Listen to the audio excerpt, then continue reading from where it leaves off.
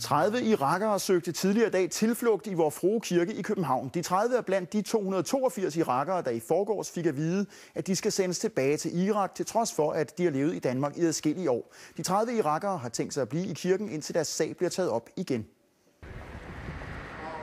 Turisterne i Vor Frue Kirke i Nørregade iagttog i dag med undren, hvad der foregår i det royale danske Guds hus. Kirken blev lidt over middag indtaget af ca. 30 udviste irakere med madrasser, skrivebord og et køleskab. Det er simpelthen et chok, vi har fået. Det har gjort os alle sammen ked af det, og vi er ude af os selv. Så det er det, vi vil gerne. Vi vil gerne have en god fremtid. Deres hensigt er at få taget sagen op igen og få vedtaget en særlov, der giver dem ret til at blive i Danmark. Og den idé er ikke grebet ud af den blå luft. I 1992 blev Blågårds Kirke på Nørrebro holdt besat i månedsvis af ca. 70 statsløse palæstinensere, og det virkede. Et flertal udenom regeringen vedtog en særlov, der sikrede asyl til i alt 460 statsløse palæstinensere. Men den går ikke denne gang, mener hverken Dansk Folkepartis Peter Skaarup eller Socialdemokraternes Henrik Dam Kristensen. De afviser begge over for Ritzau en særlov som mulighed. De ca. 30 irakere er blandt de i alt 282 irakere, der blev udvist i forgårs, som følge af en aftale indgået mellem den danske og den irakiske regering. Irakerne har boet i Danmark i op til 11 år. Flere af dem fra de var børn. De hverken taler irakisk, har familie i Irak eller andet tilhørsforhold. Derfor har de ikke tænkt sig at forlade kirken foreløbig. Og så velkommen til jer to, Wissam og Amas Jaffer. I har boet i Danmark i 8 år, er det? Ja. Kommer fra Bagdad i Irak selvfølgelig. Wissam, hvorfor har I valgt at søge tilflugt i en kirke? Jamen, det er fordi i starten, før det her skete, fik vi at vide, at kirke er det eneste sted, hvor politiet ikke kan komme og udvise de afviste irakiske asylansøgere. Så derfor valgte vi en kirke. Og fordi det er et helligt sted, og det er en respektfuld sted, hvor folk kan. Ja. Og det, som man kunne overveje, det er, hvor lang tid har I tænkt jer at fortsætte med den her aktion? Jamen, indtil der bliver fundet ud af noget, indtil der bliver... Altså, vi venter på en særlov, ikke? Ja, det altså, jeg læser for nylig, Anders Fogh siger, at vi vil ikke give sådan en særlov til irakere, fordi det vil gøre sådan en forskelbehandling. Men altså, Irak, det er jo sådan en særlig situation, ikke? Det er jo sådan en speciel situation, ikke? Altså, vi snakker om 4 millioner mennesker, det er flyttet. Ja.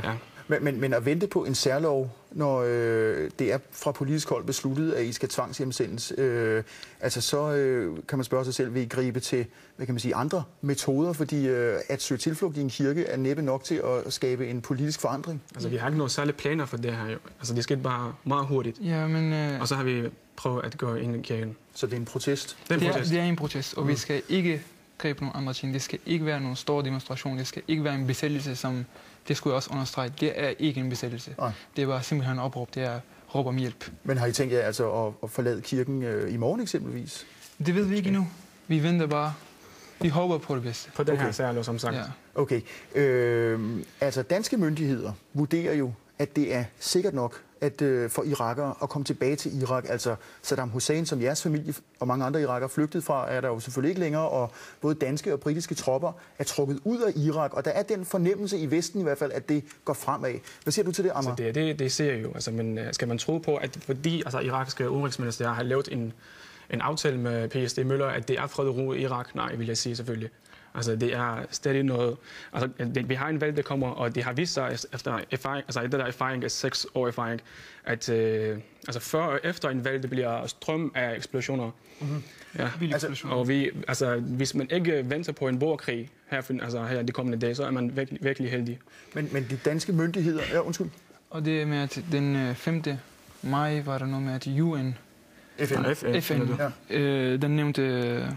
Det kom med nogle anbefalinger, at 5 steder. Altså præsident Obama siger også, at de lande, som de har deltaget i krigen, det skal tage ansvarligheden for de irakiske flygtninge generelt i Europa. Men så, og nu må jeg undskylde min danske logik, men altså, det er farligt i Bagdad for eksempel, har I også fortalt mig inden udsendelsen, også for jeres familie, men kan man ikke som iraker ankomme til Bagdad og så flytte til eksempelvis Basra sydpå eller til Kirkuk op nordpå? Det er allerede flytninger i Irak. Altså, for det første, det er fuldstændig absurd, at Irak laver sådan en aftale. Altså, de har 4 millioner flygtninge altså rundt omkring i nabolandene, plus det er flygtninge ind i landet, og det kan ikke engang klare de flygtninge, som det er i landene, altså det er i nabolandene. Hvordan kan de altså klare de 282 mennesker? Det kommer i første prioritet, at det er nabolandene, vi snakker om 4 millioner mennesker, så de spørger efter 282 mennesker her i landet. Jeg kan ikke forstå det.